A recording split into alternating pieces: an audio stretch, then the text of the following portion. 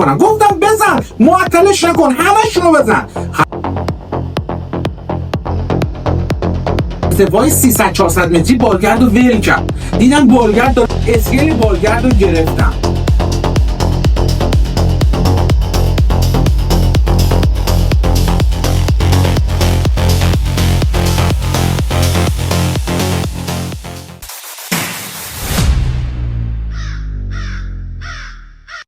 درود بر شما، اینجا زاغ مدیاست و من هم جلال هستم. امروز با یک ویدیوی فوق‌العاده جذاب از تیپ 65 نوهد پیش شما اومدم. یک روایت فوق‌العاده رو براتون آماده کردم. مطمئنم که از محتوای اون لذت میبرید. پس تا آخر ویدیو از جلوی گیرندتون تکون نخورید. ولی اگر تا به امروز کانال ما رو سابسکرایب نکردید، این کار رو انجام بدین. دکمه زنگوله رو هم بزنید تا از ویدیوهای بعدی ما باخبر بشید. خدا وکیلی لایک و فراموشتون نشه، چون واقعا برای این ویدیو زحمت زیادی کشیده میشه و اینکه لایک های شما خیلی به ما کمک میکنه که داستان و روایت این قهرمان های عزیز کشورمون رو بیشتر به گوش مردم برسونیم.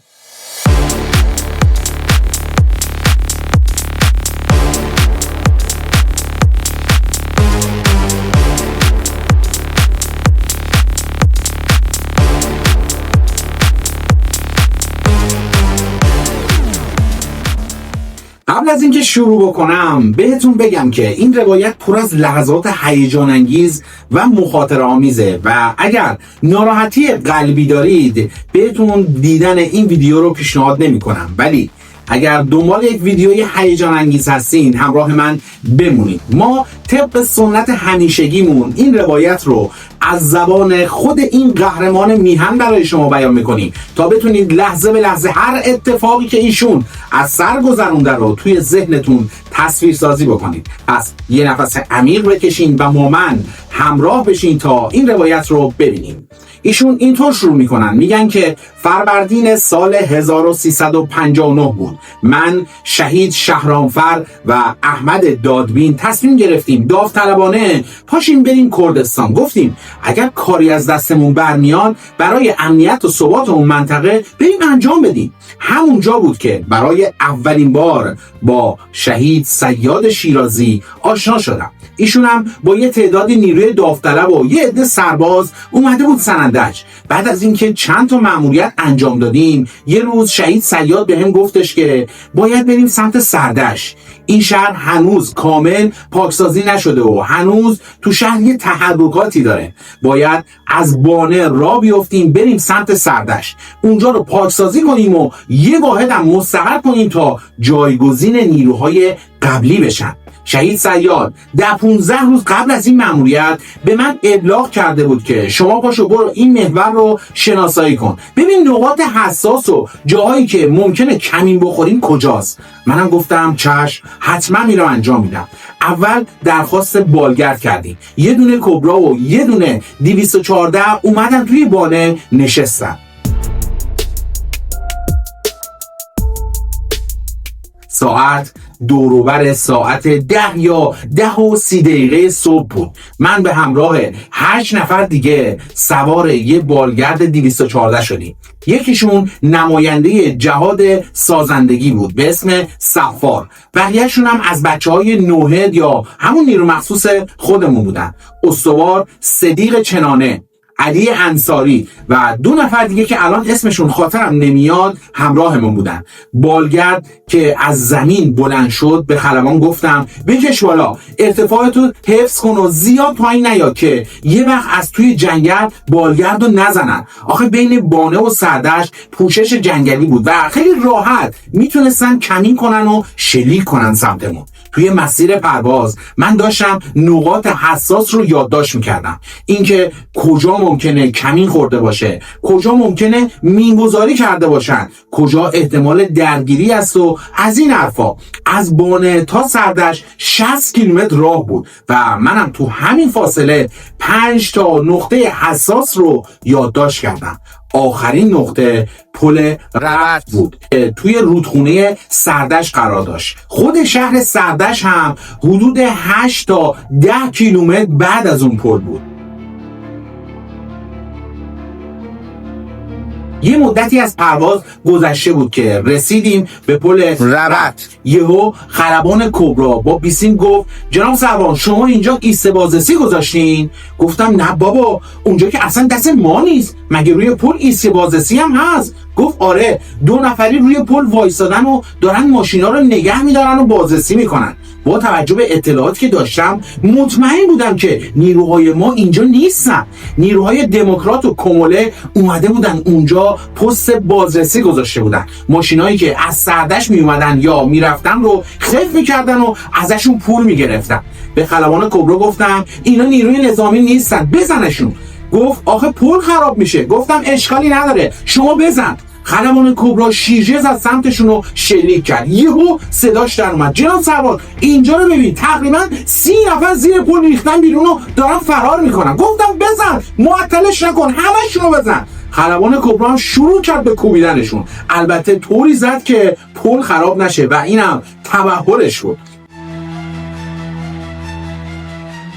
توی همین گیرودار خلبان بالگرد 214 که ما توش نشسته بودیم یهو ارتفاع کم کرد و رفت پایین ببینه که چه خبر و ماجرا از چه قراره. همین که ارتفاع رو کم کرد تک یهو گلوله شلیک شد و خورد زیر بالگرد.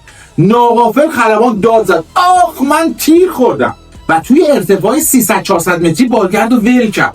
دیدم بالگرد داره دور خودش میچرخه و با کله داره سقوط میکنه. توی همین لحظه یه فکری زد به سرم، شاید بالگرد موقع سقوط کاملا چپ کنه و برگرده. بهتره در بالگرد رو باز کنم که اگر رسیدیم توی همون لحظات سقوط بپرم بیرون. با خودم گفتم اگر در قفشه و بخوریم زمین دیگه کارمون تمومه. قبل از اینکه برسیم پایین با پا محکم کوبیدم به در کشویی بالگرد و بازش کردم. همه چی خیلی سریع اتفاق افتاد، اینقدر سریع که هیچ کس وقت نکرد که بترسه یا داد و بیداد کنه. ثانیه‌ای نگذشت که شالا خوردیم کف رودخونه.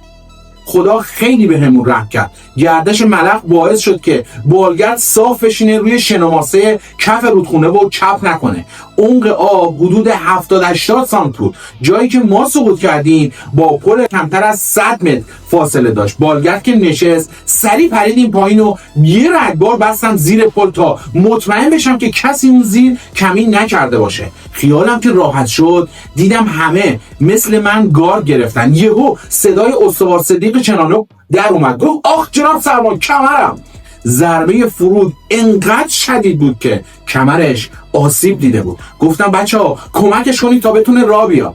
یه لحظه چشمم افتاد به یه تپه اون طرف رودخونه که 40-50 متر با همون فاصله داشت. به بقیه گفتم باید بریم اون بالا. همین که خواستیم راه بیافتیم دیدم ای دل غافل، خلبانم زخمی شده و تیر درست خورده به قوزک پاش. به کمک خلبان گفتم زیر بغلش رو بگیر تا بریم بالای تپه. سریع و با عجله خودمون رو کشوندیم بالای تپه. به بچه‌ها گفتم دفاع ساعتی دور تا دور بگیرید تا کمک برسه.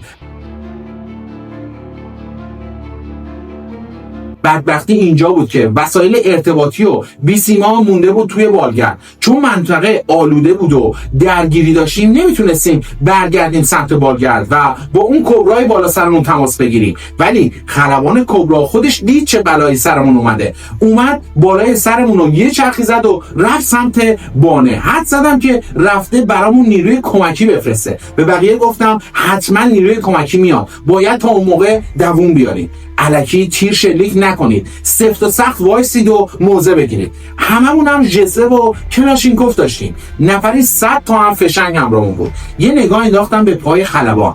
یه حفره بزرگ توی قوزک پاش درست شده بود. آستینامو زیر پیرهنم با دندون و دست پاره کردم. فرو کردم توی حفره و زخمو سفت بستمش. بهش گفتم طاقت بیار مرد، الانه که نیرو برسه. با خودم کلنجار میرفتم که آخه اینا چرا هیچ واکنشی نشون نمیدن. شاید فکر کردن ما خودمون نیرو پیاده کردیم برای عملیات. از اون بالا دیدم که دارن زخمیاشون رو میبرن سمت یه آلاچیق کشاورزی که 100 متر با پل فاصله داشت. 4-5 تا زخمی داشتن که هر کدوم رو 2-3 نفر کشون میبردن.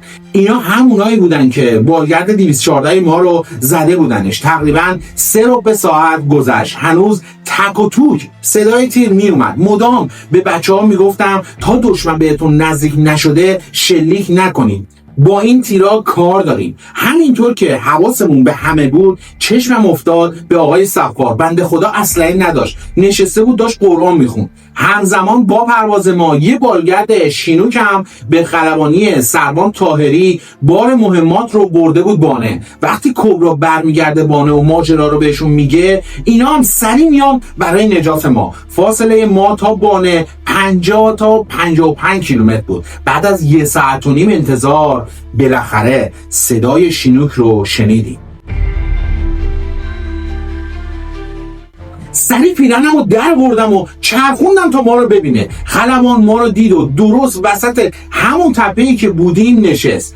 اول خلبان زخمی خودمون یعنی اشرفی رو نشوندیم توی شینوک، بقیه هم سوار شدن. شروع کردم به شمردن بچه‌ها. ای وای، استوار چنانی نیستش که بهش گفته بودم برو سمت جاده مهاباد، از اون بالا مراقب باش کسی از پشت نیاد بالا سرمون یا بخواد بیاد کمین بزنه برامون. حدود 100 متر با همون فاصله داشت. با خودم گفتم ای داد بیداد، چرا این نیومد؟ حتما یه بلایی سرش اومده. از در عقب شینوک پریدم پایین که برم دنبالش. نگو چنانه وقتی که بالگردو دیده خودش رو رسونده و از در جلویی بالگرد سوار شده و منم ندیدمش. همون لحظه یه تیر خورد به شینوک. خلبانم ترسید که بالگرد زمینگیر بشه، سریع بلند شد. کل نشستن و پریدن بالگرد 5 دقیقه هم نشد. بالگرد که بلند شد، بچه‌ها تازه متوجه شدن و به چنانه گفتن که نوری به خاطر تو پیاده شد، کل اونجا رو می‌خواست بگرده تا تو رو پیدا کنه، چرا وقتی اومدی تو هیچی نگفتی؟ چنانه خیلی به هم میریزه و به خلبان اصرار میکنه که برگرد، نوری جا مونده. ولی خلبان میگه که بالگرد تیر خورده، امکان بازگشتمون نیستش. کبرا رو میفرستم اونجا که یه گشتی بزنه، اگه پیداش کرد برش گردونه. من همینجوری داشتم نگاه میکردم به پرواز شینوک که داره از من دور میشه. من موندم تک و تنها روی تپه.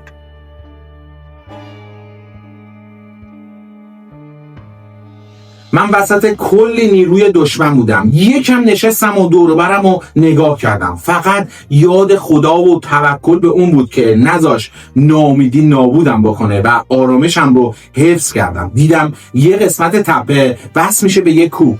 از دامنه کوه 1-2 کیلومتر رفتم جلو. از اون منطقه خطرناک دور شدم. خیلی خسته و گشنه و تشنه بودم. همونجوری که داشتم میرفتم یه لحظه چشمم افتاد به درجه روی لباسام. سریع کندمشون. با خودم گفتم اگر اینا منو بگیرن نباید بفهمن که من یه افسرم. بعدم دست کردم توی جیبم. همونجا دلم ریخت. دیدم کلی یادداشت همراهمه، یادداشتایی که برای جناب صیاد شیرازی نوشته بودم، به علاوه اطلاعاتی که از منطقه جمع جور کرده بودم و روی هر کدومشونم یه اسم بود، یه اطلاعات مهم بود، حرف بود، حتی صحبتای بعضیا هم روش نوشته شده بود. هیچی رو نگه نداشتم، همه رو از بین بردم. همون موقع هم چشمم افتاد به 3 نفر ضد انقلاب، اسلحه به دوش، داشتن کردی حرف میزدن و به سمت پل میرفتن. اونا توی دامنه بودن و منم حدود 40-50 متر بالاتر از اونا وایساده بودم. ساعت حدود 2:30 بعد از ظهر بود. با خودم گفتم شاید دارن میرن برای تعویض نگهبان پل. من که دیگه کارم تمومه، بهتره که این چند نفر رو هم کارشو تموم بکنم و شروع کردم به تیراندازی. ماشه رو کشیدم و یه رگبار بستم به طرفشون. هر 3 تاشون افتادن زمین. بلند شدم و به راهم ادامه دادم. توی دلم گفتم بهتره از این نقطه دور بشم. اگر اینا اینجا رو بگردن و پیدام بکنن کارم تمومه. 1-2 کیلومتر دیگه به سمت مهاباد بالاتر رفتم. دوباره نشستم، خبری نشد. همونطور که نشسته بودم نگاهم افتاد به روبرو که سردش بود. از اون بالا معلوم بود حدود 14-15 کیلومتر با هم فاصله داشت. با خودم حساب کتاب کردم، گفتم اگر بتونم تا شب خودم رو همینجا قایم کنم و تکون نخورم، شب از رودخونه رد میشم و میرم بالا سمت پادگان. 100 متری پادگان میخوابم تا صبح که نگهبان اشتباهی ها منو نزنه. صبح دستامو میبرم بالا و میرم اونجا خودمو معرفی میکنم. توی همین فکرها بودم که ساعت شد 3:30 بعد از ظهر. خورشید هنوز بالا بود. خیلی گرسنم بود، خیلی تشنه تر شده بودم. فقط هم یه کلاش همراهم بود و تعدادی فشنگ، یه دست لباس و یه جفت پوتین، حتی کلاه هم نداشتم. یه دفعه یه صدایی شنیدم، صدای بالگرد خورد توی گوشم. سریع بلند شدم و سرمو گرفتم بالا. یه بالگرد داشت از سمت بانه، از سمت دره بانه میومد به سمتم. حدود 1 کیلومتر با اون فاصله داشت. سریع پیرهنمو در آوردم و گرفتم بالا و شروع کردم به چرخوندن. فقط یه فکر تو سرم بود، نکنه خرابان منو نبینه. با اینکه خیلی دور بود، اما همون اول کار منو دیدش. با وجود اینکه از پل حسابی فاصله گرفته بودم، به لطف خدا دقیقاً از همون مسیری اومد که من اومده بودم. وقتی که رسید بالای سرم نگاش کردم و تو دلم گفتم ای وای، این که هلیکوپتر کبراست. این اصلا کجا میخواد بشینه؟ اصلا چجوری میخواد بشینه؟ چجوری میخواد منو سوار بکنه؟ بالگرد اومد سمتم و برای اینکه کسی نزدیک نشه شروع کرد به تیراندازی دور و برم. اوضاع فوق العاده حساس بود. اون ضد انقلابا هم دیگه فهمیده بودن و داشتن به سمتمون میومدن. فقط یه راه داشتم، باید از بالگرد آویزون میشدم، کاری که نه راحت بود نه اصلا توی ذهن میگنجید. وقتم نداشتم. هر لحظه ممکن بود هم منو بزنن هم خود بالگردو. یه لحظه با خودم فکر کردم عیبی نداره، آویزون میشم. افتادم، فقط دست اینا نیافتم. خلبان حدود 20 متر بالاتر از من بود. با دست بهش اشاره کردم که بیا پایین. فهمید. بالگرد اوورد پایین و تقریبا 1.5 متر با زمین فاصله داشت. تفنگو انداختم دور گردنم. حتی یه ثانیه هم به این فکر نکردم که تفنگو ولش کنم. با اینکه نزدیک 4 کیلو وزن داشت، ازم جدا نمیشد این تفنگ. پریدم اسکیل بالگرد رو گرفتم. بازوم دقیقا نشست روی اسکیل. دستامو قلاب کردم و محکم بهش چسبیدم. بعد از خلبان پرسیدم از کجا فهمیدی که من اسکیل رو گرفتم؟ گفتش که یه طرف بالگرد یهو سنگین شد. اولش بالگرد صاف رفت بالا. همون لحظه یه فشار وحشتناک افتاد روی بدنم. تحملش واقعا سخت بود. هر لحظه فکر میکردم که نفسم الان قطع میشه و همونجا ول میشم روی آسمون. اصلا هیچ تصویری از این وضعیتی که الان توش بودم توی ذهنم نداشتم. خیلی دردناک بود، خیلی واقعا لحظات سختی بود. خودم رو سپردم دست خدا، منتظر هر اتفاقی بودم. وقتی که بالگرد پیچید و افتاد توی مسیر سردش، باد خورد زیر شکمم و یه دفعه حس کردم که وزنم نصف شده.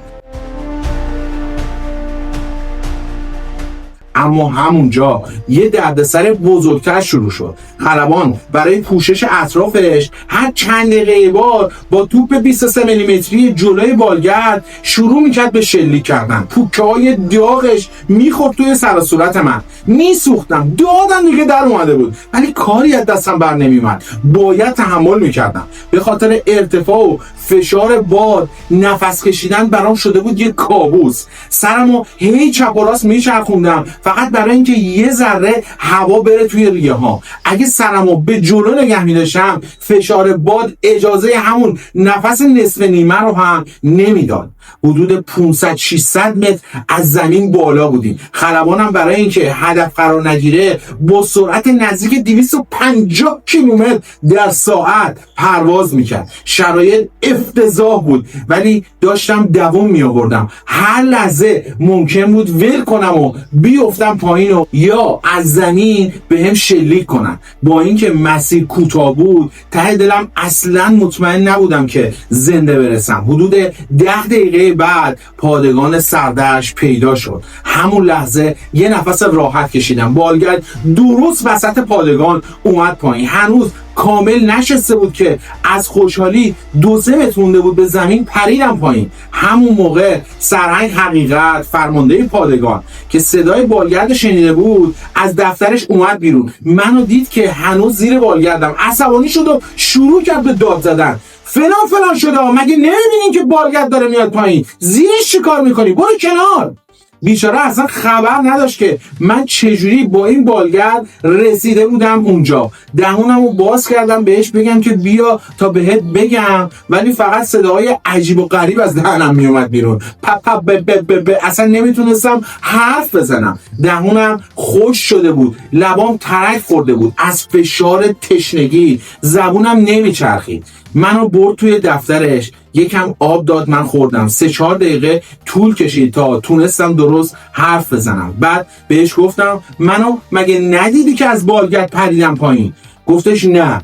اونجا نشستم و کل ماجرا رو براش تعریف کردم. بعدش جناب شهید صیاد شیرازی زنگ زد و حالمو پرسید. منم همونجوری که هنوز حالم جا نیومده بود گفتم یه فانتوم اول کار بفرستین که اون آلاچیقی که اون زخمی‌ها رو داشتن می‌بردن اونجا، از اونجا به ما شلیک کردن رو بره بزنه. حدود نیم ساعت بعدم فانتوم رفت و دقیقاً همون نقطه رو زد. همونجا محور شناسایی شد. نقاط کمیخور و آسیب پذیر منطقه رو هم مشخص کردیم. اطلاعات رفت دست شهید صیاد و بر اساسش عملیات معروف پاکسازی بان سردشت انجام شد. عملیاتی که توش من به شدت مجروح شدم.